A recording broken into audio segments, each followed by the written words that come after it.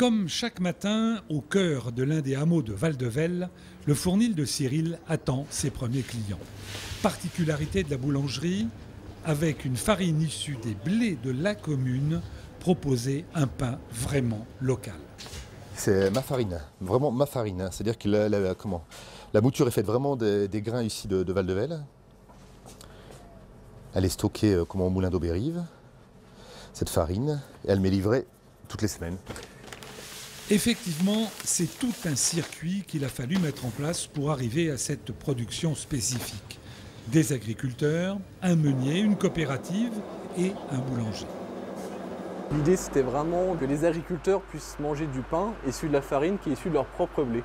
Donc redonner du sens, en fait, concrètement, il y a un siècle, ça fonctionnait comme ça. Il y avait un village, dans chaque village, il y avait un moulin, il y avait une boulangerie.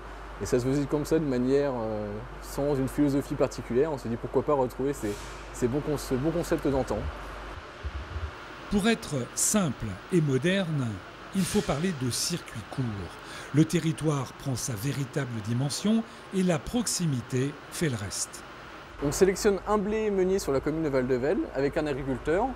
On l'amène par camion de 30 tonnes au moulin, on l'écrase et on a à peu près un stockage de 3 mois qu'on redistribue au fur et à mesure des commandes à la boulangerie de Val-de-Velle, chez Cyril. Un client qui vient acheter sa baguette ici de Val-de-Velle, en fin de compte, il arrive, il prend sa baguette, il sait que comment le blé a poussé peut-être à 100 ou 200 ou 300 mètres de sa maison. C'est vraiment du local. Pour le coup, c'est vraiment l'esprit locavore, à savoir qu'on veut consommer ce qui est produit, bien produit sur place. Alors là, on est vraiment dedans. On est vraiment dedans. Ouais. Je pense que les agriculteurs ils sont assez séduits parce qu'ils voient la finalité de leurs produits, ils voient, ils savent qu'il y a une mouture, ils savent qu'après ça part soit pour faire du pain, soit pour l'alimentation du bétail. Mais là, ils consomment directement le produit issu de leur propre travail. Dans cette démarche collective, le trait d'union a été la coopérative. Une coopérative qui a innové pour, dans un premier temps, la beauté du geste. Pour Accoyance, par rapport à ce qu'ils peuvent récolter comme blé, stocker comme blé, ça ne représente rien. Ce que moi je consomme de blé par an, c'est 50-60 tonnes.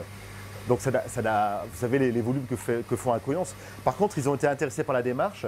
Je pense que c'est les gestes pour l'environnement qui les a intéressés et l'idée que ça puisse peut-être se développer un petit peu. Le petit plus, c'est les émissions de CO2, parce qu'on a beaucoup moins de transport entre l'agriculteur, le moulin et la boulangerie. Donc ça serait bien de faire un bilan carbone. Étant donné que la consommation de pain est régulière, je pense qu'on a vraiment un impact sur l'environnement à calculer.